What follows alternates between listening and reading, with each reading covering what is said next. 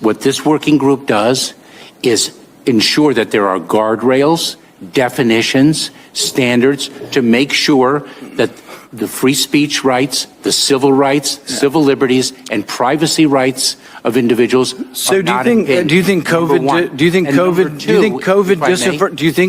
disinformation threatens our national security? And number two, if I may, Senator, and number two, is it your proposition that when the cartels spread disinformation with respect to our immigration policies to try to lure vulnerable migrants to our border illegally? I think you've got no idea what disinformation is, and I don't think the government's capable of it. Do you know who the greatest propagator of disinformation in the history of the world is? The U.S. government. Are you familiar with McNamara, the Pentagon Papers? Are you familiar with George W. Bush and the weapons of mass destruction? Are you familiar with Iran-Contra? I mean, think of all the debates and disputes we've had over the last 50 years in our country. We work them out by debating them. We don't work them out by the government being the arbiter. I don't want you guardrails. I want you to have nothing to do with speech. You think we can't determine, speech by traffickers is disinformation? You think the American people are so stupid they need you to tell them what the truth is? You can't even admit what the truth is with the Steele dossier. I don't trust government to figure out what the truth is.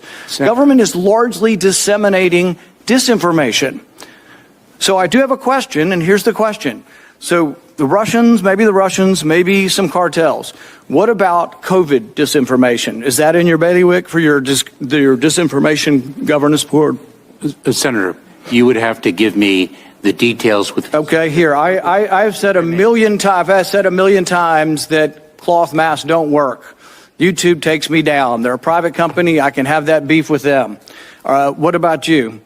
You're going to look at that? I often say that natural immunity from having had the infection is equal to the vaccine or better. You're going to take that down? Well, first of all, those are very specific. Senator, first of all, it's not for us to take it down. And second of all, are you going to put information out there saying that I'm spreading disinformation? Senator, we are not the public health experts to make those determinations. So public health won't be part of the disinformation governance board. No COVID disinformation. Yes or no? Senator?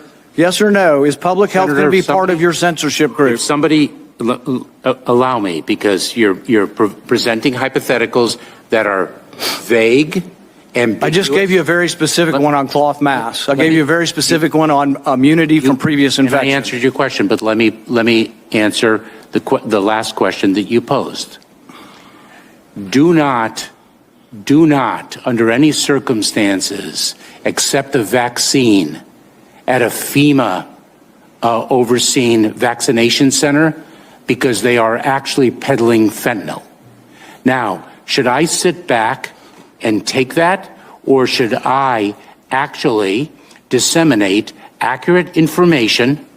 That's what we would do. Should FEMA issue accurate information that the vaccinations that we are administering in the sites that we oversee actually are the COVID-19 vaccines? I have a greater respect for the American people than you do. I think the American people can figure out the truth. And if you think the American people need to be told there's not fentanyl in the vaccination, feel free to say it. But the thing is if you are going to go around saying that you are the arbiter of information and of disinformation, I think you have no clue. And you don't have the perspective history knowing that disinformation, the largest progenitor of disinformation in our history has probably been the U.S. government. I've never said that, and actually I've said the exact opposite. Thank you, We Senator. are not the truth police.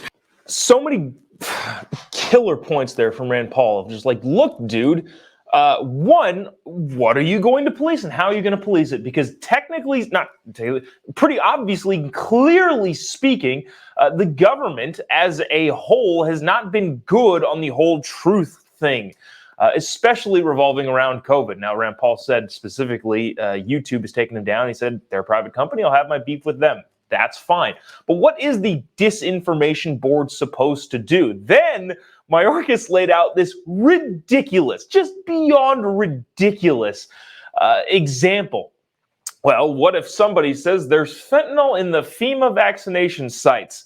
To which Rand Paul said what I would say, clearly you don't have any respect for the American people, because the American people are not that freaking stupid, you elitist weirdo.